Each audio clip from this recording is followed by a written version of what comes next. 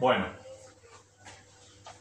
último tramo del teórico de finanzas corporativas, las PPT, las slides de facultad, versus un material un poco más desarrollado, pero que no deja de ser un resumen. ¿En qué punto estamos? Luego de haber hecho la teoría del CAPEM, AMADA, con sus variantes, y lo que era leverage, efecto leverage, y la estructura financiera, ¿sí? Cómo era la estructura de financiamiento, las teorías clásicas, en la cual el valor de la empresa depende de la estructura del financiamiento y el gerente financiero deberá encontrar la estructura óptima que maximice el valor de la firma. Avanzamos un poquito más y llegamos al punto 9, donde tenemos estructura del financiamiento y se divide en estos 4 puntos. Modelo general de financiamiento, modelo de Donaldson, NAF, modelo de crecimiento autosostenido de Higgins. Bien, 4 puntitos.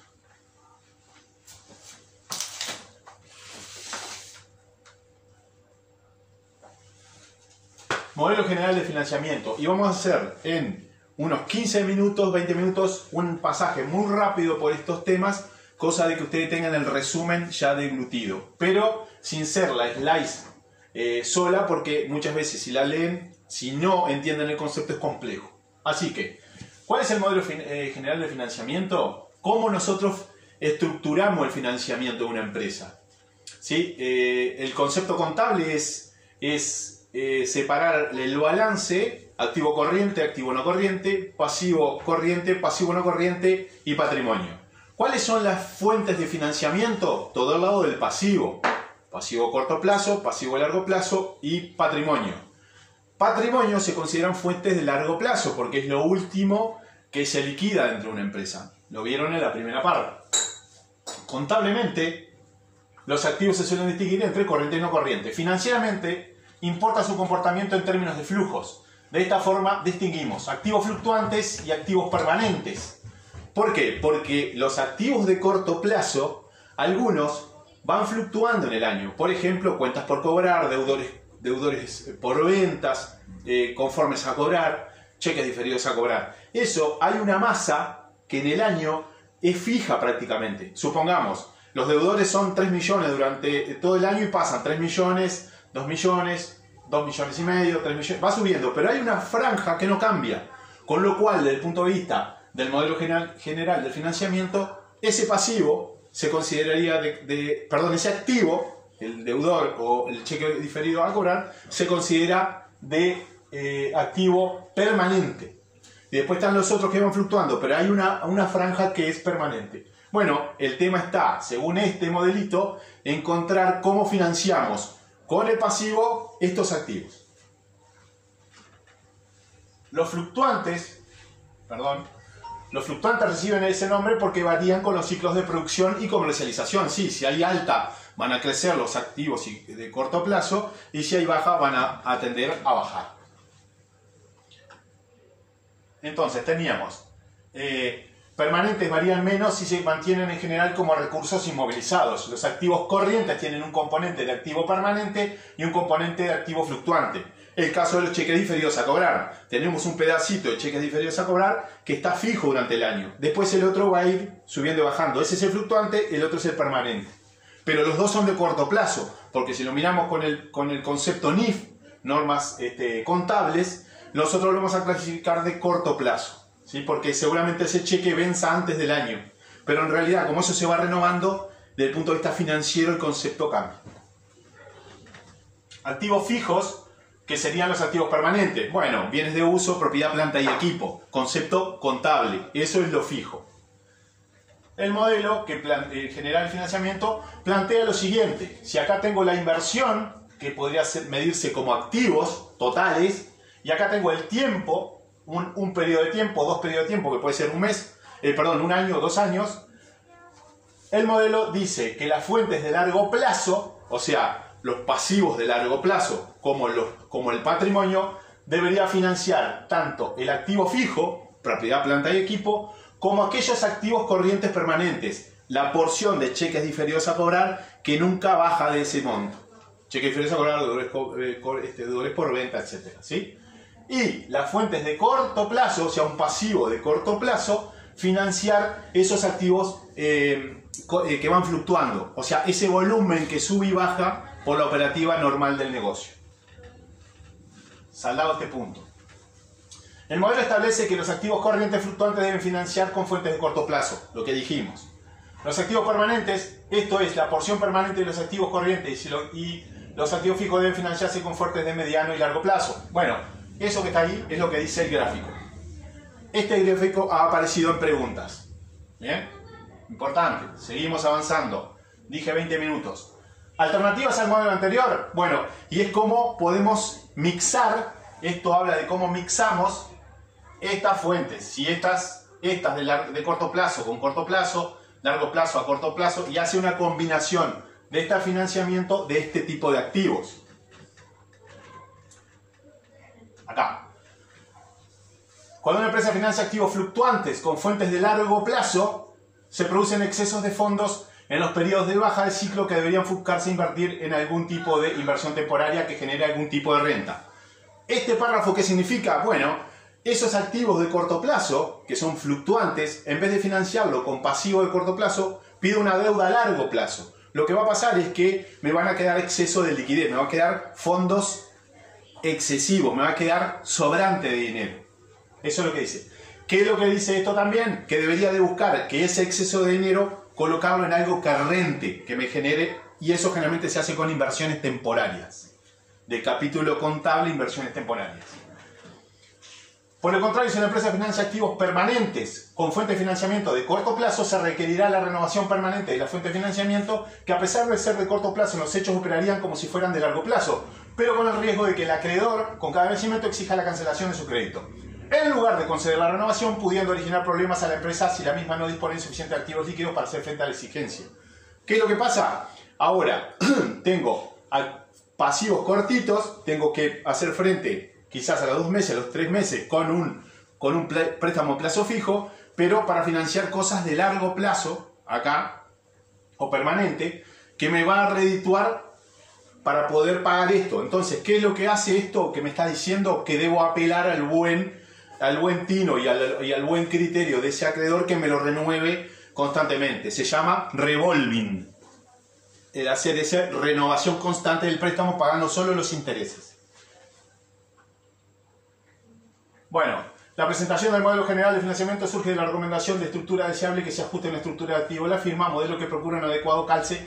Básicamente es cómo yo estructura todos estos pasivos, corto plazo, largo plazo, con estos permanentes y fluctuantes. Básicamente dice eso. ¿Cuál debería ser el tema? Bueno, y simplemente hace puntualizaciones. Cuando tenemos las de corto plazo, para financiarlas de largo plazo, tenemos que pagar intereses más baratos, pero apelamos a la buena disposición del que me refinancie la deuda. Cuando tenemos de largo plazo para financiar de corto plazo, voy a tener exceso de liquidez, pero estas inversiones permanentes nunca van a superar el costo de financiarme a largo plazo, que por norma es más caro. ¿Por qué? Porque a mayor riesgo, mayor retorno. Ese préstamo de largo plazo tiene un costo asociado, la tasa de interés, que siempre va a superar ese exceso de liquidez que me va a generar por financiar los activos fluctuantes.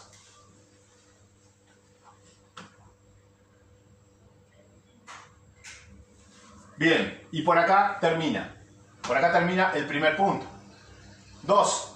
Donaldson. ¿Qué hizo este amigo Donaldson? Formuló una recomendación sobre cómo determinar el nivel óptimo de la deuda de una firma. En ese sentido, sostiene que la firma se endeuda hasta donde sus flujos de fondos en periodos recesivos permiten repagar los servicios de su deuda, asumiendo un nivel de riesgo tolerable. Básicamente, y lo más complejo de esto, es que tenemos que pensar que nuestros ingresos operativos, nuestra utilidad operativa, permita pagar el servicio de deuda, siempre con una fijación desde el punto de vista del que está en la empresa, el gerente financiero, diga, bueno, esa utilidad operativa es una variable aleatoria. Y esa variable aleatoria tiene un comportamiento errático.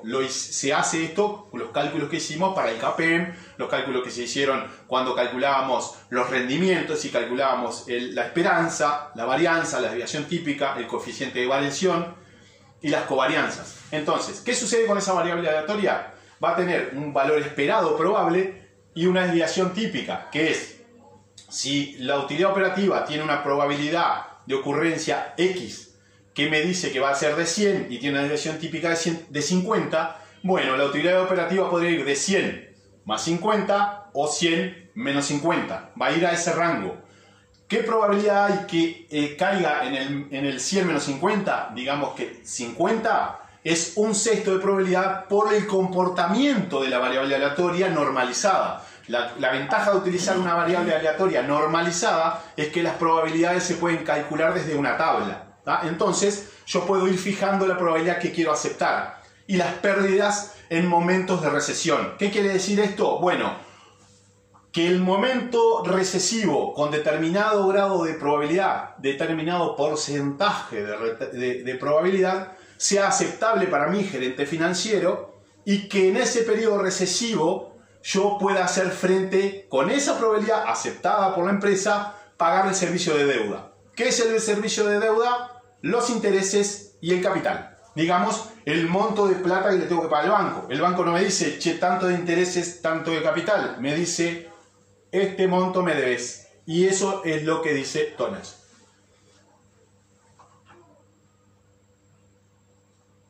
Los pasos a seguir para determinar el nivel de deuda a asumir. En base a las condiciones pasadas y previsibles, estimar la distribución de la probabilidad de ingreso operativo de la firma. Básicamente, calculamos mirando la utilidad operativa del año anterior, la utilidad operativa del anterior al anterior, y miramos la utilidad operativa durante los últimos 10 años, por ejemplo, y eso me permite calcular las variaciones, los porcentajes que tiene entre un año y otro, y con esos porcentajes calculo la desviación típica, la esperanza, la varianza y demás. Me dice, estos son los pasos. Para cada nivel de endeudamiento, determino el servicio de deuda a cumplir en el tiempo.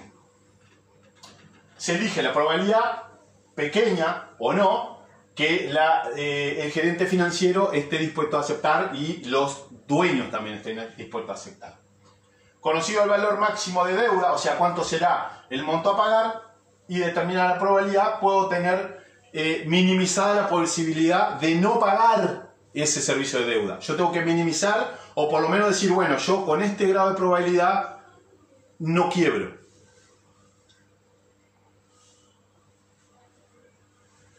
Ejemplo extraído de Pascales. Supuesto, el 105 años, las ventas decaen luego de recuperarse en el último año. 3 casos con 3 niveles de endeudamiento. 33%, 50% y 67% de los activos. O sea que yo pido préstamo para financiar los activos, muy similar al criterio general de financiamiento, que tenía que ver qué financian mis pasivos, qué parte de activos de corto plazo, de largo plazo. En esta parte, Donaldson no habla de eso, sino habla de cuál será el monto máximo a endeudarse y cuál puede soportar la empresa. Entonces, determinamos 33% de ese activo con deuda, 50% del activo con deuda y 67%. Las deudas, para cada caso, 33, 50 y 67, serán 100 pesos, 150 y 200. Y se amortizan una tasa del 10%, devengando intereses al 9% anual sobre saldos. Supuestos, 3 niveles de apertura: flujos operativos, flujos de inversión, flujos de financiamiento, sin impuestos e inversiones a la baja durante la recesión, porque estamos en un periodo recesivo. Entonces lo que vamos a construir es un flujo de fondos para los próximos 5 años y ver cuál es el comportamiento de ese flujo de caja. Entonces, año 1, 2, 3 y 4 y 5, con un 33% de endeudamiento, las deudas son 100 pesos y los intereses 9. Y tengo todo las ventas menos costo de venta, cómo construimos el flujo de fondos en la primera parte de la revisión, la primera revisión. Incremento de venta menos incremento de costo, básicamente me da un flujo de fondos. Entonces, tengo 100, de 500 menos 400, 100, inversiones, invierto 30, 20, con lo cual me da 50, amortizo deuda porque tengo que pagar el 10% de estos 100, pago 9 pesos de intereses de los 100, distribuyo dividendos de 20, me queda un flujo de 39 pesos con lo cual el flujo de caja será los 50 que tenía de inversiones acá, 39 de financiamiento, 50 menos 39, 11. Me sobraron 11 pesos de caja. Bien, para el segundo año tenemos otra estructura, lo mismo, lo que no va a cambiar es este 10, va a ir cambiando los intereses porque se calcula sobre saldos, y acá tenía para este año, si tenía 100 pesos de deuda, pagué 10, tengo 90, 90 para el segundo año aplicado al 9% me da 8,1 y así calculamos toda la línea de intereses. Los dividendos son fijos durante todos los años y vemos el comportamiento del flujo de caja. Me queda 3,9, menos 7,2, 10,7 positivo y 14,6 positivo. Lo que podemos observar es que el periodo recesivo será en el año 3 y el flujo negativo de caja es de 7,2. ¿Está? Primera observación. Segundo modelo. 50% de endeudamiento, deuda 150, lo mismo, va a cambiar esta línea y va a cambiar esta línea. Lo demás se mantiene, el flujo queda de esta manera, de cash flow. 1,5 positivo, 2 periodos negativos y 2 periodos positivos. Vemos que acá ya la cosa se entró un poquito como que a complicar. Y explico todo en el último. El tercero, el 67% de endeudamiento, 150 deudas, lo mismo, 20 de dividendos, 20 los intereses, bla, bla, bla. Veo que tengo de todos los periodos con saldos negativos. ¿Qué significa esto? Que debería de tener un saldo inicial muy grande de caja para poder afrontar 5 periodos de pérdida. ¿Cómo se puede afrontar esto? Bueno, disminuyendo la distribución de dividendos, porque eso ataca un poco a lo que son los costos de agencia, ¿sí? Cuando los dueños tienen conductas egoístas y en vez de distribuir dividendos en efectivo, podrían distribuir dividendos en acciones para que quede reinvertido ese dinero en la empresa. Y el dividendo en efectivo se está yendo cuando no está generando la empresa, ¿sí? Igual acá vemos que si nosotros no hiciéramos esta distribución de 20, tampoco podríamos absorber, por ejemplo, este año. Y este año quedaría positivo, pero este no lo podríamos afrontar. Y deberíamos haber generado caja o arrancado con un saldo de caja muy grande para absorber este periodo de pérdida. Bien, esto es lo que dice el modelo de este señor Donaldson. El resumen: en el caso del menor endeudamiento solo había un flujo, ese es el caso del menor endeudamiento, un solo flujo negativo. En el endeudamiento de 50 había 2 negativos y en el caso del endeudamiento mayor, en todos los años tenemos flujos negativos con los que ni siquiera se puede revertir en su totalidad mediante reducción de dividendos, lo que seguramente impactará en la acumulación de problemas financieros. El flujo de caja debe aportar información. Esto lo que hace es una proyección, nada más, y nos da, por eso es muy importante hacer esto, que en las empresas le llamamos cash flow, proyectar la generación de flujo de liquidez. Lean esto, está muy sencillo el resumen. Da un balance, un estado de resultados, y me pide calcular las NAF. Estaríamos en el punto 3. Las NAF. Tengo un nivel de inversión, necesidad de considerar la tasa de crecimiento de las variables de flujo con las variables de stock. ¿En qué basa las NAF? Que tengo un estado de situación patrimonial, un estado de resultados, y voy a hacer crecer todo este balance y proyectarlo en función del crecimiento proyectado que yo me fije de las ventas, de la tasa de crecimiento de las ventas. Y eso va a hacer que todo mi estado vaya cambiando, los activos, los pasivos y el estado de resultados. Entonces, supuestos: a nivel de inversión, activo y pasivo se financian, al anterior mantiene una relación constante con el nivel de ventas. ¿Qué quiere decir? Que si las ventas aumentan 10%, el activo debe aumentar 10%, y los pasivos 10%. 100% de los pasivos son sensibles a la variación de las ventas. Bueno, son espontáneos porque aumenta y rápidamente se traduce a los pasivos. El margen neto sobre ventas se mantiene constante. También el margen neto, esos son los supuestos. Entonces, dada esta situación, incremento de ventas de 8.000 pesos y una tasa de distribución de dividendos del 0,50. ¿Ah? Bueno, la fórmula termina siendo de NAF activos sobre ventas por el incremento de ventas menos los pasivos sobre ventas por el incremento de ventas menos las ventas proyectadas, ¿sí?, por la tasa de de distribución. Bueno, y cuando hacemos ese cálculo vamos a ver que esto pega en los activos 4.300, en los pasivos 2.300, 1.208. Cuando esto da positivo es que tengo necesidades adicionales de fondos. Necesito financiar estos 739 con algunos de estos tres montos. ¿Sí? Con alguno de los tres, con activos, con pasivos o con utilidades retenidas. Para poder financiar el incremento de activos resulta de un incremento de las ventas. La firma requería fondos adicionales, NAF, por 739, que es el importe del incremento de activos que no es financiado por pasivos espontáneos ni por utilidades retenidas. Y por ahí quedó consideraciones. Bueno, estas son las consideraciones que hay que tener. Léanlo, está bien resumidito. Y el punto 4, y venimos cumpliendo con este sprint porque es una velocidad importante, el modelo de crecimiento autosostenido de Higgins. El modelo estima el porcentaje de incremento de las ventas, o sea que está muy similar al de Donaldson, que habla del crecimiento de las ventas,